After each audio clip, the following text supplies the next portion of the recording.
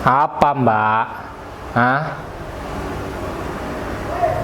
Oh, nyari bapak yang biasa di sini tuh. Kenapa nyari dia?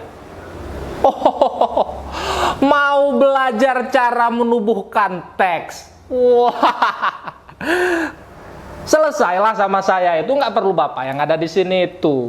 Intinya, nanti dulu, kamu ini mau baca apa? Oh, kiat-kiat ngebaca puisi. Gampang itu. Jadi, yang terpenting itu kamu itu berwibawa, Mbak. Saya kasih contoh aja lah ya, langsung praktek aja saya. Jadi emosi itu kamu tarik dari dalam, dari bawah. Naik pelan.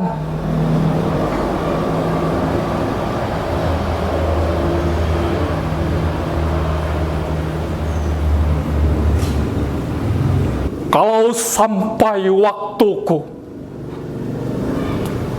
aku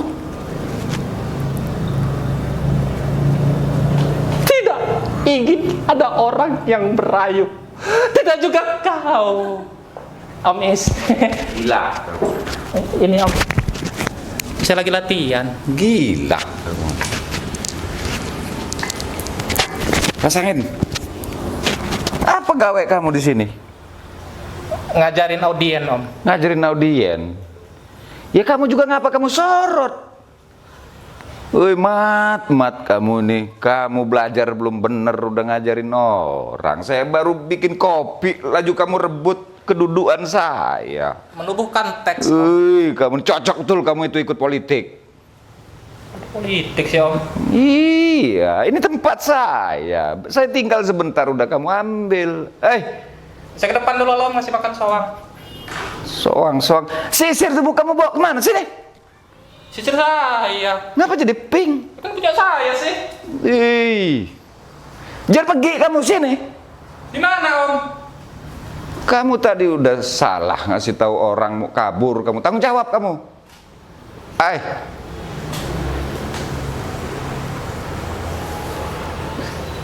Ngapa, Mbak?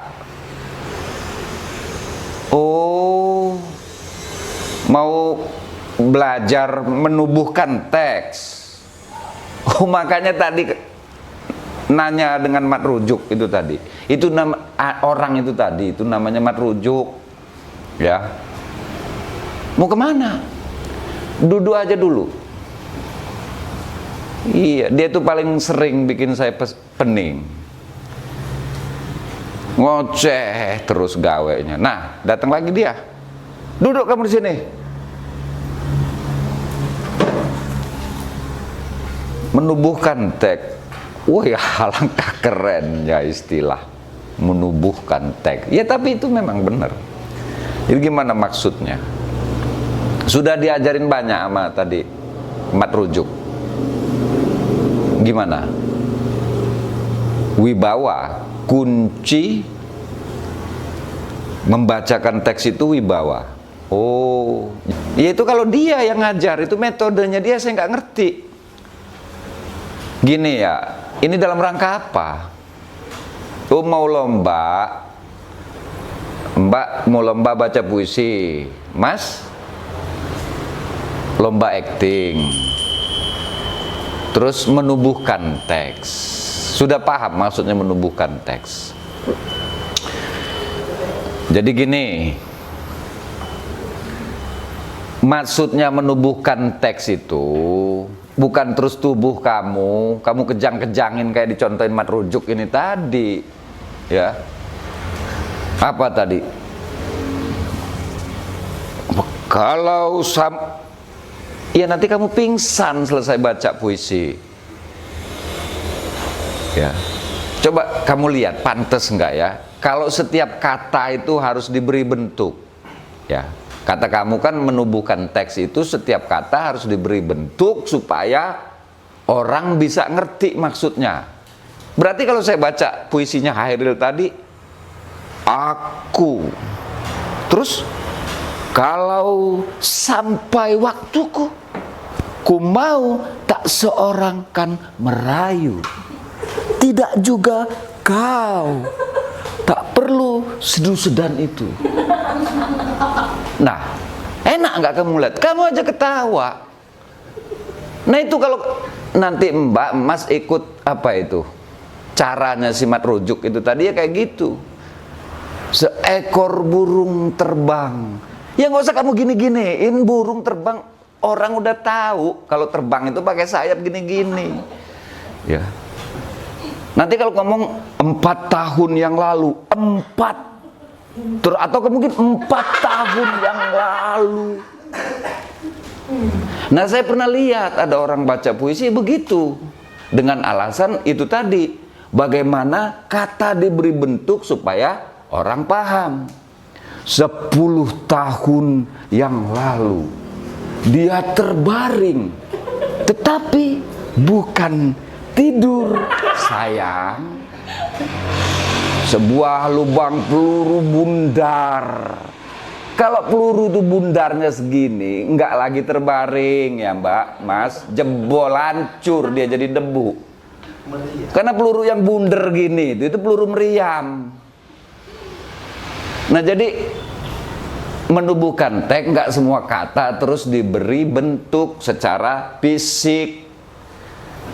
Nah, menubuhkan teks itu maksudnya apa? Supaya motif-motif emosi, penghayatan, pesan yang ada di dalam teks itu tervisualisasi dengan tepat. Bukan memperbal-perbalkan kata. Ya. Matahari bersinar di samudra luas.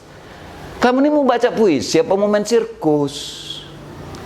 Nah itu kalau setiap kata kamu gerak-gerakin. Menubuhkan teks itu maksudnya bagaimana pesan, motif-motif emosi itu tervisualisasi, anggaplah begitu, mendapatkan bentuk secara lahiriah pada tubuhmu. Artinya kamu harus tahu dulu maksud, pesan, apa yang mau disampaikan oleh puisi itu. Sesudah kamu tahu maksudnya, baru kamu coba hayati. Hayati itu pakai perasaan kan, pakai imajinasi, dan tubuh terlibat dalam penghayatan itu. Reaksinya di tubuh kamu bagaimana misalnya? Maksudnya bukan tubuh terus kalau menghayati puisi aku Khairil tubuh kamu jadi pecah-pecah, apa jadi bengkok-bengkok, bukan begitu. Tapi apa yang bekerja di tubuhmu. Nah, penghayatan itu akan melahirkan impuls arus listrik. Nah, kamu bayangin arus listrik, ada arus listrik. Ya. Nah, arus listrik ini kan bekerja di tubuhmu. Nah, tubuh kamu harus siap untuk dialiri impuls itu. Siap di sini bukan berarti kamu push up tiap hari supaya kedot, supaya kamu gagah kata Mat Rujuk tadi itu, bukan itu. Tubuh yang siap itu artinya kamu itu mampu mengontrol dengan baik impuls itu, arus listrik itu sebesar apa yang kamu butuhkan. Nah, gerakan apa? Gerakan apa? Apakah tangan diangkat, apa tangan dijembreng-jembreng ke depan gini? Itu bukan kamu karang-karang sendiri. Jadi biarkan impuls itu tampak di tubuhmu. Ya, sesuai dengan kebutuhannya. Nah nanti kamu mau bergerak begini, apa kamu bergerak begini, itu berdasarkan pemahamanmu mengenai teks. Ya. Hal-hal yang sudah cukup jelas nggak usah diperbal-perbalkan lagi. Misalnya tadi 10 tahun, semua orang tahu 10 itu segini, atau 4 kali sudah.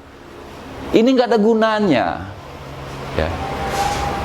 Jadi tolong diingat dulu ya, merasakan itu sama dengan memahami. Maksudnya kalau kamu belum paham isi teks itu, maksud teks itu, pesan teks itu, apa yang mau kamu rasakan? Itulah yang sering diajarin sama Mat Rujuk itu. Pancing emosi dari bawah sampai bibirnya geter-geter kayak soang. Baca puisi apa kesurupan kamu, Mat? Iya, bukan dipancing-pancing, bukan dipompa-pompa emosi itu. Kalau emosi memang harus dipompa-pompa gitu, kamu nggak perlu belajar. Kamu beli pompa ban itu aja, kamu pompa sendiri, ngik, ngik, ngik, ngik, ngik, ngik. Naik emosi, baca. Nah, jadi dari mana emosi yang kamu bilang penghayatan itu? Kamu harus ngerti dulu, harus memahami dulu. Kamu tahu dulu apa pesannya, apa maknanya. Lalu kamu alami, kamu coba pahami. Nah, itu yang disebut penghayatan. Jadi bukan belum kamu pancing emosi. Pakai apa mancing emosi? Ya, tolong diingat itu. Jadi pahami dulu apa itu pesan puisi itu. Kalau sampai waktuku ku mau tak seorang kan merayu, tidak juga kau tak perlu sedu sedan itu. Kira-kira apa maksud dari teks ini? Kalau kamu sudah ngerti maksudnya, coba kamu pahami bentuk, ya, bentuk yang tepat untuk menyampaikan isi pikiran itu, maksud itu seperti apa. Ya. Jadi kamu nanti nggak aneh gitu. Ketika membaca puisi kamu nggak aneh. Nanti kalau kamu begitu, kamu kayak si Mat Rujuk tadi itu, cara kamu membacakan, kamu bersaing dengan puisinya. Ya. Jadi kamu yang lebih penting daripada maksud atau isi puisinya. Ngerti kamu? Ya itu tadi, jadi kebanyakan 10 tahun yang lalu dia terbaring, tetapi bukan tidur, sayang. Nah, kamunya yang lebih penting. Maksud puisinya orang nggak bisa nangkep. Ya. Paham ya, Mbak? Itu tadi namanya Mat Rujuk. Ya, dia itu semangatnya besar, passionnya tinggi, tapi sering ngarang. Dengar kamu, Mat. Berhenti lagi kamu nyuruh orang yang enggak itu.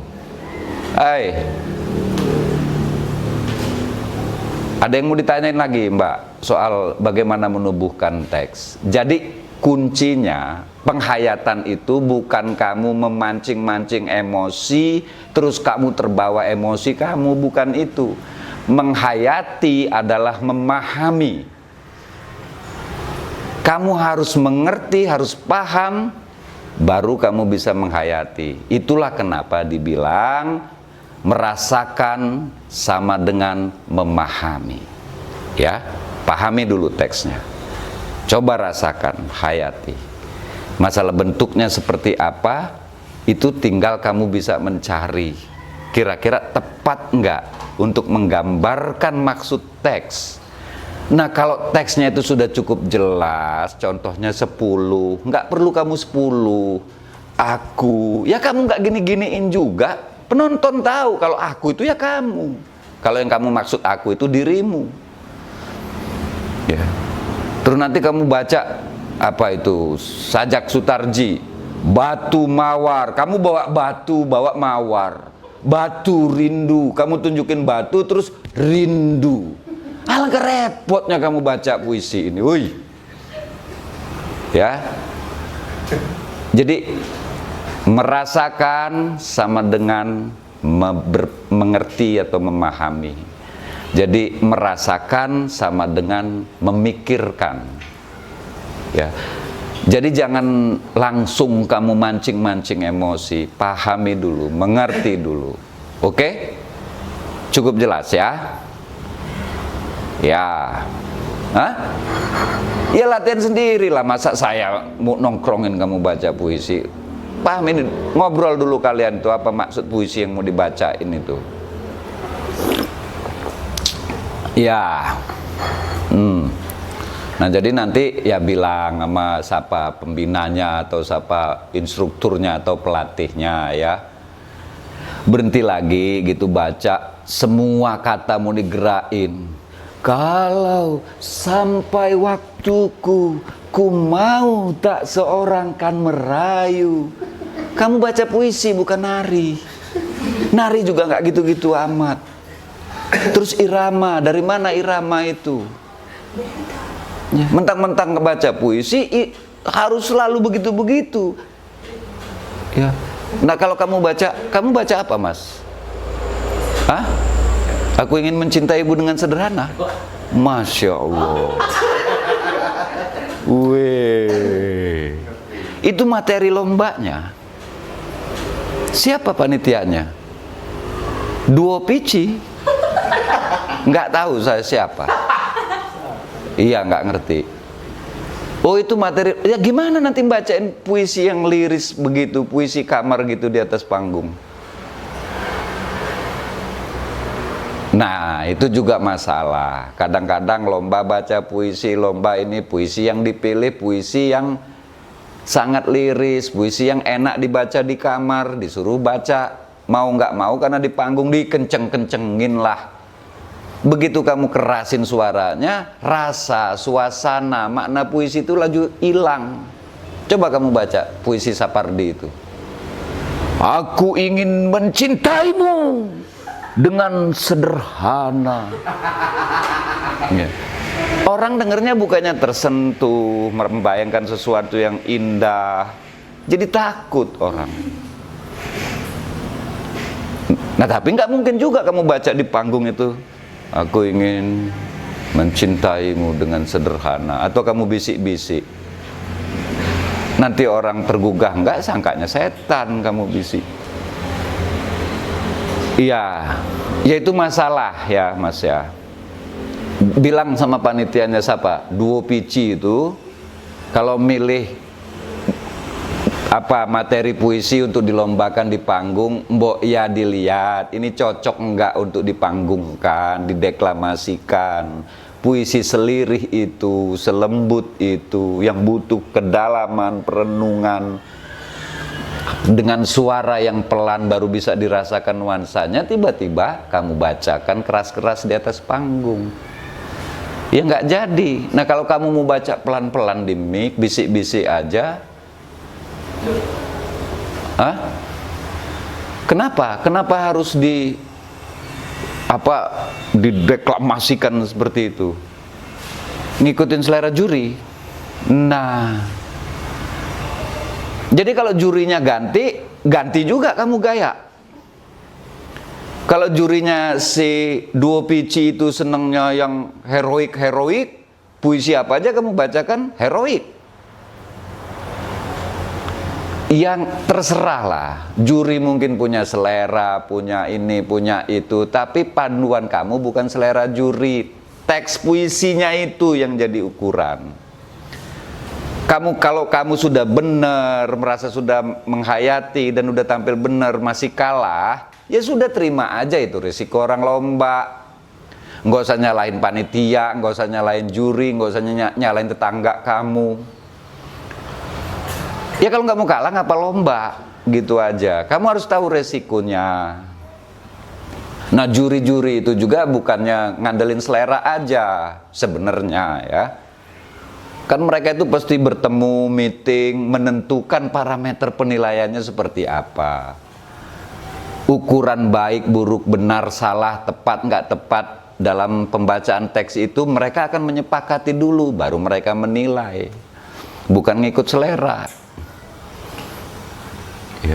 Kamu aja mungkin yang merasa, oh kalau juri yang ini yang jadi juri, seleranya begini, itu prasangkamu. Coba ngobrol banyak-banyak dulu. Ya, ya yang terpenting buat saya ini bukan kamu menang atau kalahnya ikut lomba, bukan. Tapi kerja yang bener dulu, insya Allah bagus. Sama yang tadi tolong diingat. Merasakan sama dengan memahami. Paham dulu baru merasakan. Itu aja ya. Yuk. Iya, lain kali datang lagi nggak apa-apa. Mat, mau kemana kamu? Woi. Aplikasi Om. Sini kamu. Tanggung jawab. Ya sini, duduk sini supaya kamu. Nah, kalau kamu kepengen tuh nongol di situ itu, dia ini pengen betul kayak saya. Iya. Nah udah pergi kalau udah. Nah udah kerasa udah. Kerasa Om. Gimana rasanya? Beda pokoknya. Beda benar. Gila kamu. Udah sana.